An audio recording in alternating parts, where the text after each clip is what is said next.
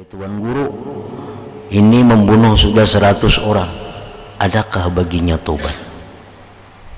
Faqala, ujar si alim tadi, na'am, ada tobat itu. Wa may yahulu bainahu wa bainat taubah, siapa yang mendinding antaranya dan antara tobat? Tidak ada yang mendinding, tidak ada yang mencegah antaranya dan antara tobat itu.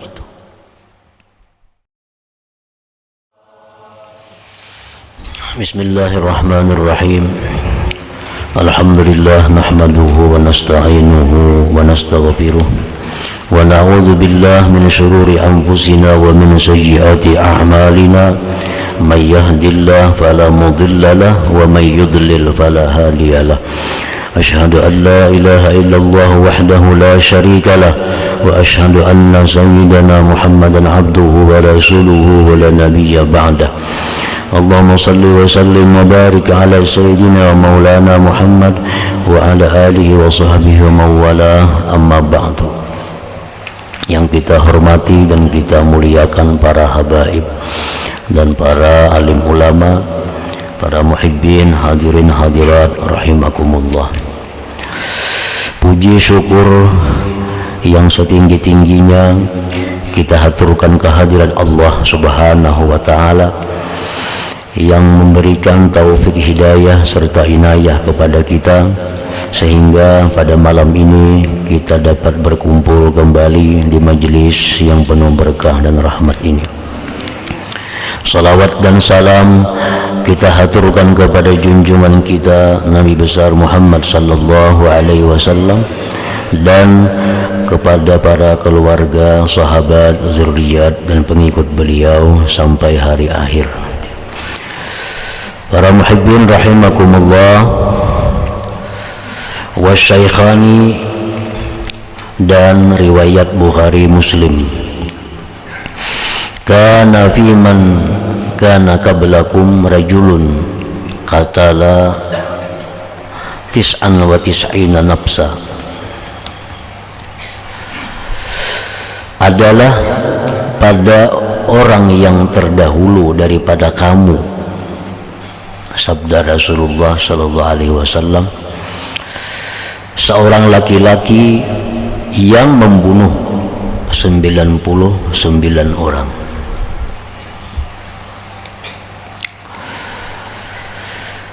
Kejadian ini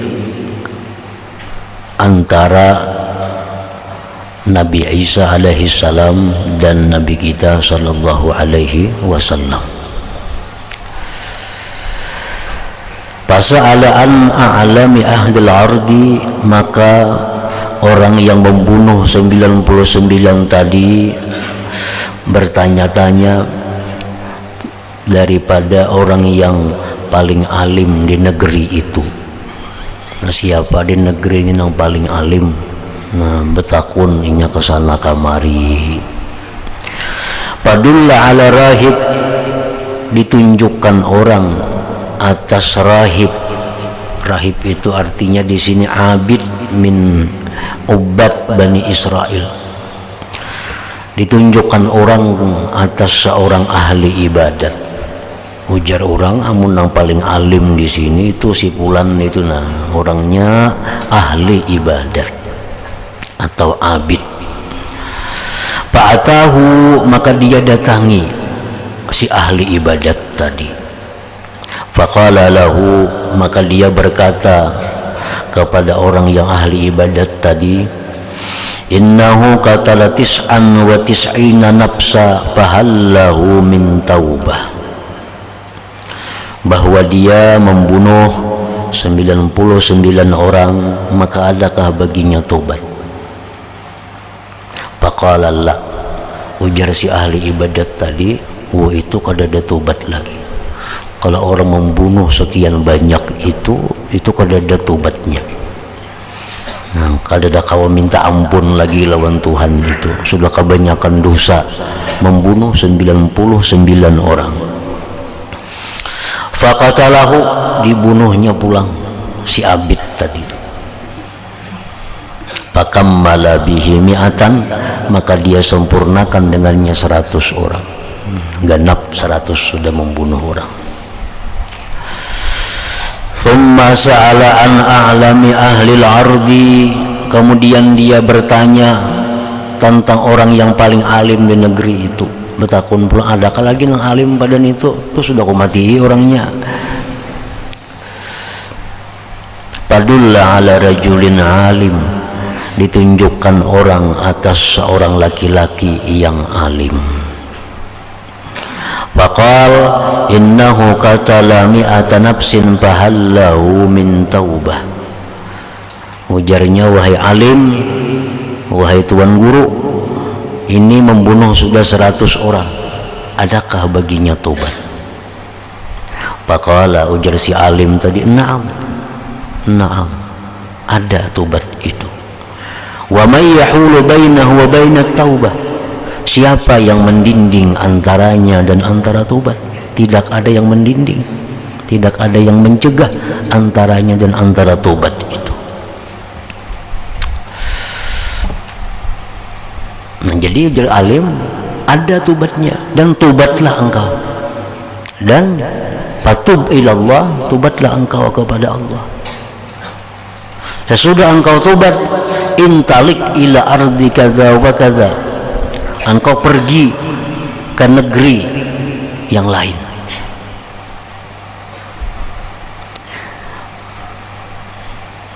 Fa inna biha unasan ya'budun Allah fa'budillah ma'ahum wa la tarji ila ardik fa inna ardu sawin. Sesudah engkau tobat, engkau pergi ke negeri anu, maka disebutkan negerinya negeri apa, cuma negeri ini. Di sana manusianya menyembah Allah, maka ikutlah kamu menyembah Allah beserta mereka. Di situ negeri orangnya ahli ibadat, ikutlah engkau beribadat di sana dengan mereka. Dan engkau jangan pulang ke negeri engkau, karena negeri engkau itu negeri yang jahat. Nah, kamu sudah tobat, kamu tolak ke negeri anu, kamu bagaimana sana, ikut beribadah dengan orang-orang sana. Jangan balik ke kampung ikam. Kampung ikam itu kampung kada baik, kampung nang banyak maksiat kepada Allah. Fantalaqa hatta idza balagha nisfat tariq atahul maut. Pergilah seseorang tadi, pergi, sudah tobatnya, sudah tobat, pergi. Sehingga manakala sampai di tengah jalan, atahul maut, meninggal dunia.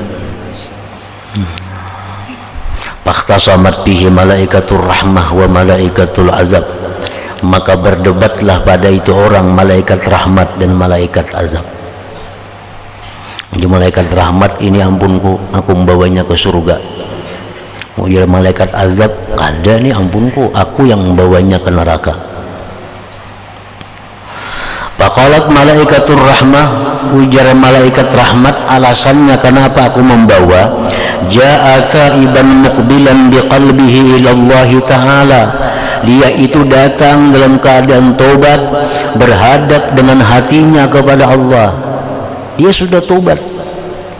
Nah, dia datang membawa hatinya menuju kepada Allah.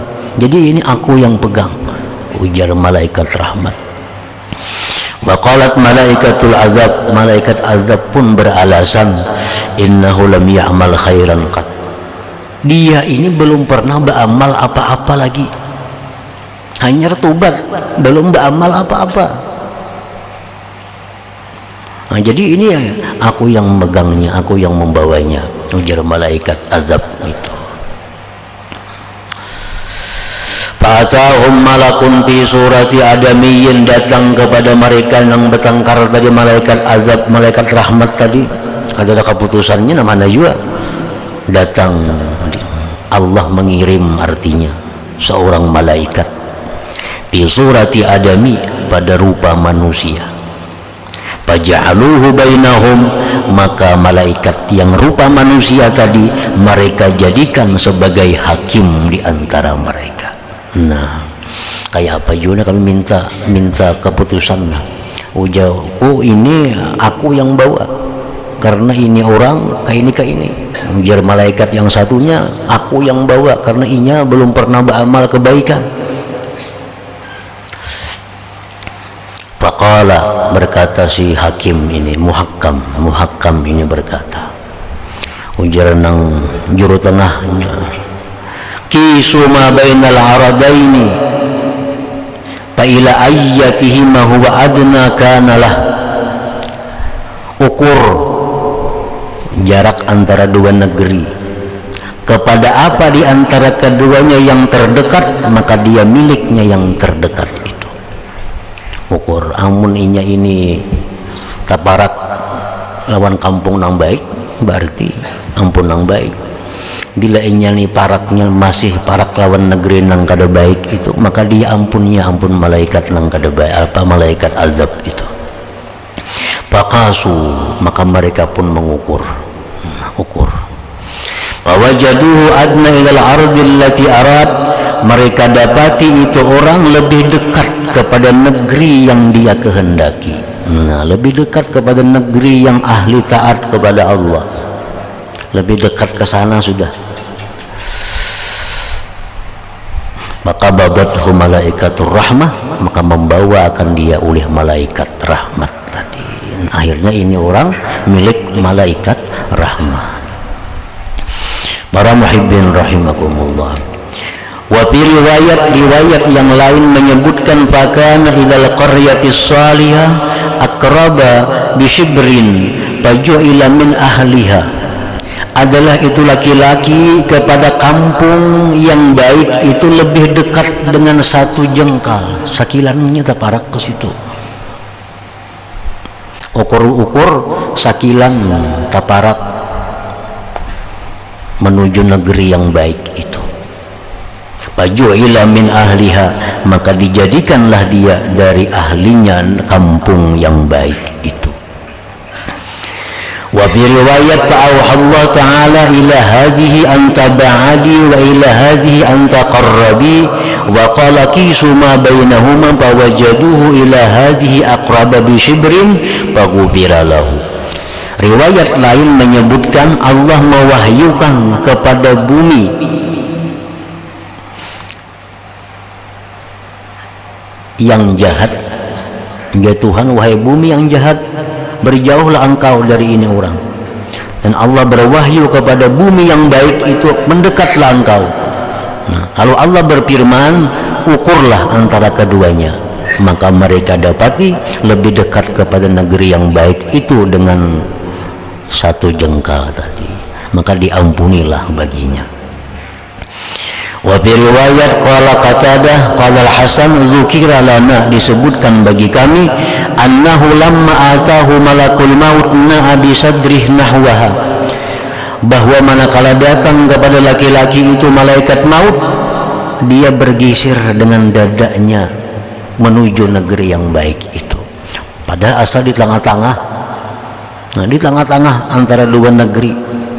Begitu malaikat maut nak mencabut nyawa, dia bergisir lawan dadanya sedikit menuju ke negeri yang baik itu. Akhirnya dijadikan orang yang baik, maka diampuni baginya. Hadis riwayat Bukhari Muslim.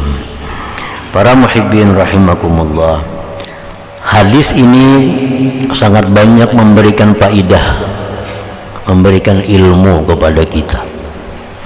Yang pertama, di sini disebutkan tentang dararul fatwa bi ghairi ilm, mudaratnya berfatwa tanpa ilmu, mudaratnya berfatwa tanpa ilmu. Halaka wa ahlaka ghairah, dhalla wa adall. Berfatwa tanpa ilmu itu membinasakan diri sendiri, membinasakan orang lain.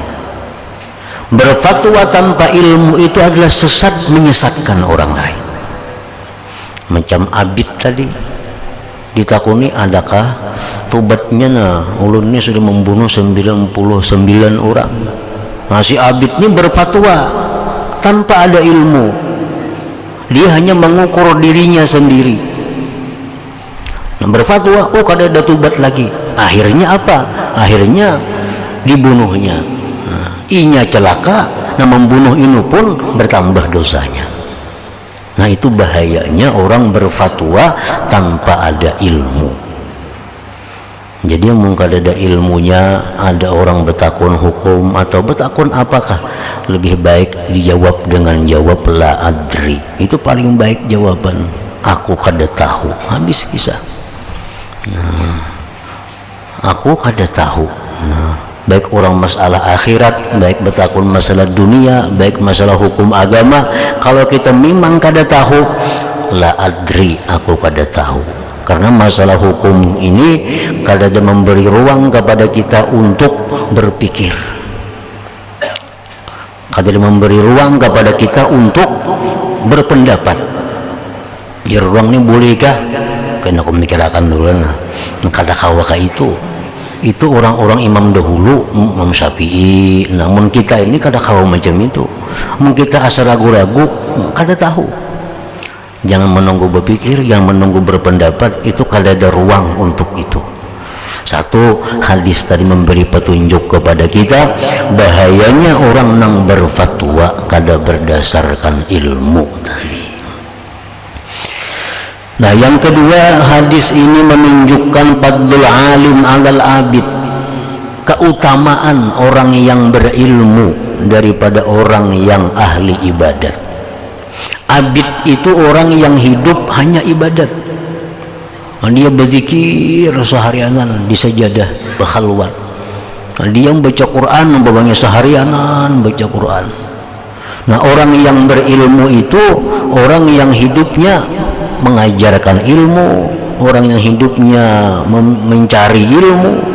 Nah, walaupun amal kebaikannya, amal ibadahnya kada sebanyak orang yang ahli ibadat tadi, maka keutamaannya lebih utama orang yang alim itu.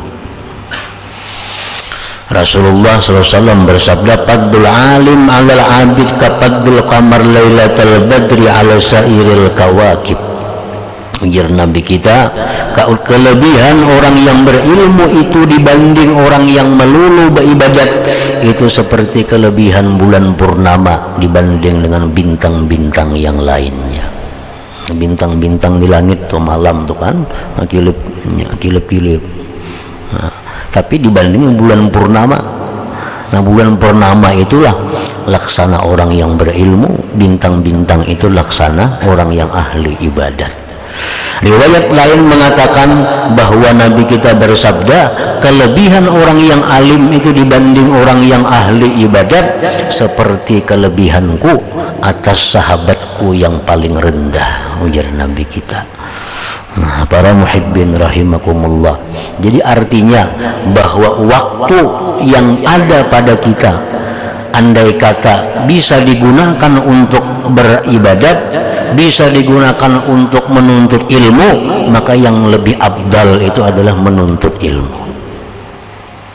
Ini ada waktu ini kugunakan sembahyang 100 rakaat bisa, waktu ini kugunakan untuk membaca Quran sekian juz bisa, tapi pada waktu bersamaan aku bisa menuntut ilmu. Mana mulianya, mana pahala lebih besarnya? Lebih besar menuntut ilmu itu dibanding dengan ibadah-ibadah sunat tadi. Nah para muhibbin rahimakumullah, Rasulullah bersabda, wala faqihun wahid asyaddu ala syaitan min alfi abid. Ujar Nabi, satu orang alim itu lebih sulit syaitan menggoda dibanding dengan 1000 orang yang ahli ibadat. Artinya orang yang ahli ibadat itu begitu mudah iblis syaitan menjatuhkannya, begitu mudah iblis syaitan menggodanya sehingga hancur amal ibadahnya. Nah kalau orang alim itu sulit karena ia punya ilmu. Orang alim punya ilmu sehingga godaan-godaan syaitan itu bisa dilawannya dengan ilmu pengetahuan yang ada pada dirinya. Nah yang ketiga, hadis yang kita baca tadi memberikan faidah kepada kita masyru'iyatul hijrah min ardi saud. Disyariatkannya kita berpindah dari kampung yang tidak baik. Kita disuruh pindah. Di kampung ini kita kada bisa mengamalkan ajaran Islam. Di kampung ini kita kada bisa melaksanakan sunnah Nabi. Kita disuruh pindah dari kampung itu, jangan diam di situ. Sampai yang berjamaah kadada di situ, acara-acara kebaikan, pengajian-pengajian agama kadada di kampung situ. Yang ada beramian, orang pemainan, orang karaoke di kampung itu, kegiatan keagamaan kadada. Nah, agama kita menyuruh kita hijrah, kita pindah dari kampung yang jahat itu kepada kampung yang baik. Yang keempat, hadis tadi memberikan faedah kepada kita masyru'iyatut tahkim, adanya syariat tentang tahkim. Tahkim itu artinya mengangkat seseorang menjadi hakim.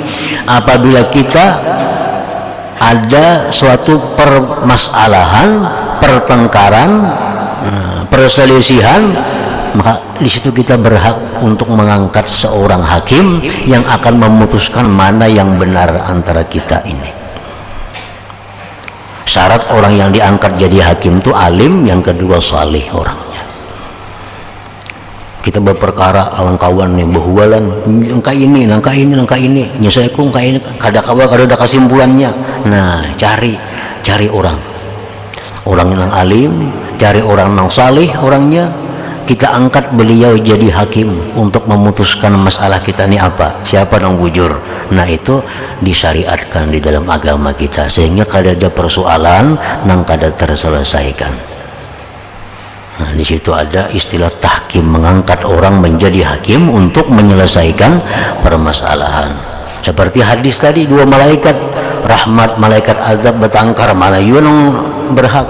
Lalu mereka mengangkat seorang hakim yang memutuskan dengan keputusan ukur antara dua negeri itu, mana yang lebih dekat itulah yang ampunnya.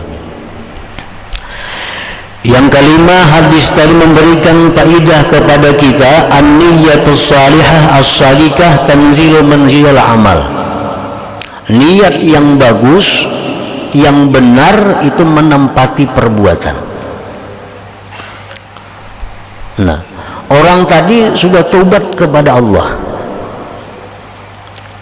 dan dia ingin berangkat menuju kampung yang baik. Nah, punya niat berangkat ke kampung yang baik.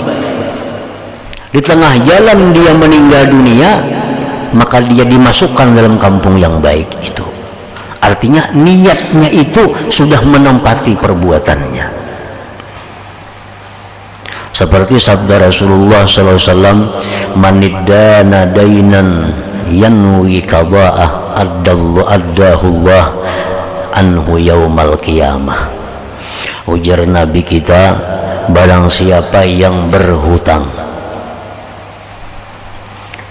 dan dia berniat untuk membayar hutang itu, cuma kada kawa nang dibayarakan kada ada, tapi niatnya dalam hati, andai kata aku ada duit ku bayari hutang itu, cuma duitnya kada ada lagi, nah nang dijual kada ada, nang disandakan kada ada, jakanya ada ku bayari hutangku, mati orangnya, adahullahu anhu yaumal qiyamah, Allah yang akan membayarkannya pada hari kiamat. Asal niatnya di dalam hati itu kuat, niatnya itu benar, bahwa andai kata dia punya, dia akan membayar hutang-hutangnya itu.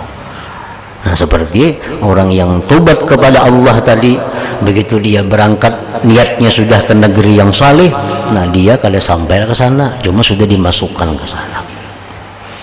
Nah, contohnya lagi, orang tobat kepada Allah, dia ini banyak kabaan sembahyang yang mesti dibayar, dia tobat kepada Allah, maka syaratnya tobat ini apa? Mesti mengqadha. Nah, karena ini hutang dengan Allah. Begitu ia tobat, menyesal kada sembahyang dahulu itu, dan sekarang sudah baik, sudah sembahyang, dan dia bercita-cita kada akan mengulang lagi. Nah, mengqadha sembahyang itu perlu waktu. 10 tahun kada sembahyang, sekarang tobat. Nah, begitu dia tobat, belum sampai habis qadhaannya, tetapi dalam hatinya ada niat yang kuat bahwa dia akan mengqadha seluruhnya. maka itu menjadi selesai di sisi Allah Subhanahu wa taala karena niatnya yang baik tadi. Yang keenam yang dapat diambil faidah di dalam hadis tadi adalah sa'atu rahmatillahi ta'ala, keluasan rahmat Allah Subhanahu wa ta'ala. Nah, orang yang sekian banyak berbuat dosa, sekian banyak berbuat aniaya, begitu dia kembali kepada Allah, tubat kepada Allah, Allah terima tubatnya. Nah, itu menunjukkan bahwa rahmat Allah itu meluasi daripada seluruh kesalahan-kesalahan dan kejahatan hamba-hambanya. Wa Ahmad bi sanadin sahih qala Allah azza wa jal ya bani Adam qum ilayya amsi ilaika wamsi ilayya uharwil ilaika. Riwayat Ahmad dengan sanad yang sahih, Rasulullah SAW bersabda, berfirman Allah Azza wa Jal, wahai manusia, bangkit engkau, berdirilah engkau kepadaku, niscaya aku berjalan mendatangimu, dan berjalanlah engkau kepadaku, niscaya aku berlari mendatangimu. Nah, ini hadis kudusi. Itu terjemahnya demikian. Berdirilah engkau untuk menghadap kepadaku, niscaya aku berjalan mendatangi engkau. Kita ini hanya berdiri, Tuhan sudah berjalan mendatangi. Berjalanlah engkau kepadaku, aku akan lari mendatangimu. Nah, ini hadis diterjemahkan, dijelaskan dengan sebuah hadis kudusi yang lain lagi, seperti hadis kudusi yang berikut ini, man hamma bihasanatin falam ya'malha katabahallah tabarak wa ta'ala indahu hasanatan kamilah wa in hamma biha fa'amilaha katabahallahu anhu asyra hasanat ila 700 dha'fin ila adhafin katsirah. Barang siapa yang punya niat kebaikan, nah hanya berniat kebaikan, hanya berniat, belum apa-apa, hanya berniat kebaikan, Allah tulis baginya satu kebaikan sempurna. Allah tulis baginya satu kebaikan sempurna. Nah, hanya berniat kebaikan, ditulis Allah satu kebaikan. Itu yang maksudnya, bangkitlah engkau kepadaku, niscaya aku berjalan datang kepadamu. Artinya beluman kita bergerak-gerak lagi, hanya berdiri, belum melangkah, Allah sudah berjalan mendatangi kita. Arti kita hanya berniat, belum lagi berbuat, Allah sudah memberikan pahala satu kepada kita jika yang kita niatkan itu adalah kebaikan. Jika dia berniat dengan kebaikan, maka dia amalkan, dia laksanakan kebaikan itu, Allah tulis di sisinya 10 kebaikan sampai 700 kali lipat dan lipatan yang banyak lagi.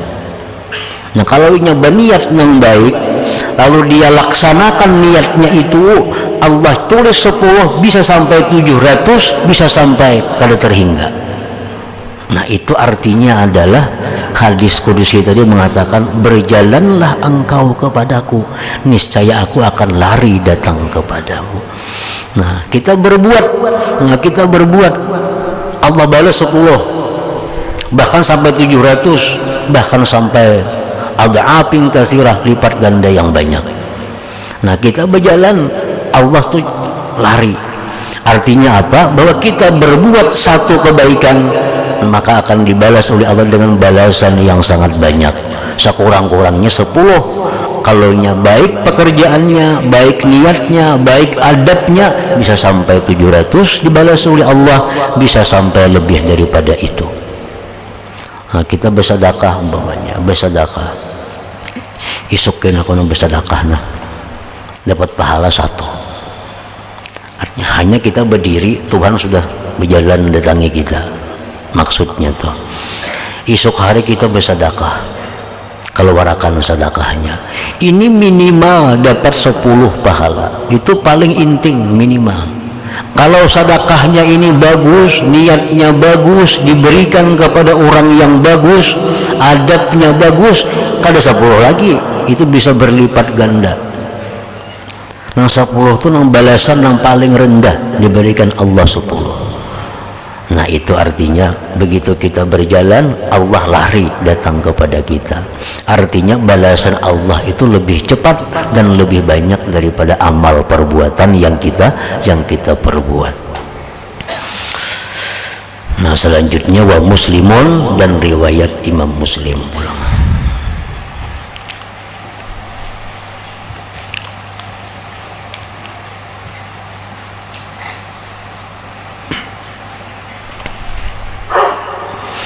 حضرة النبي صلى الله عليه وسلم على فاتحة معظم شهد وأنا بسم الله إياك نعبد وإياك نستعين أشهد أن لا إله إلا الله وحده لا شريك له وأشهد أن سيدنا محمدا عبده ورسوله لا إله إلا الله نستغفر الله لا إله إلا الله نستغفر الله لا إله إلا الله نستغفر الله لا إله إلا الله ونتوب إلى الله لا إله إلا الله محمد رسول الله صلى الله عليه وسلم ويا أيها الرجل منه شفاعة صلوا عليه وسلموا تسليما اللهم صل وسلم عليه وعلى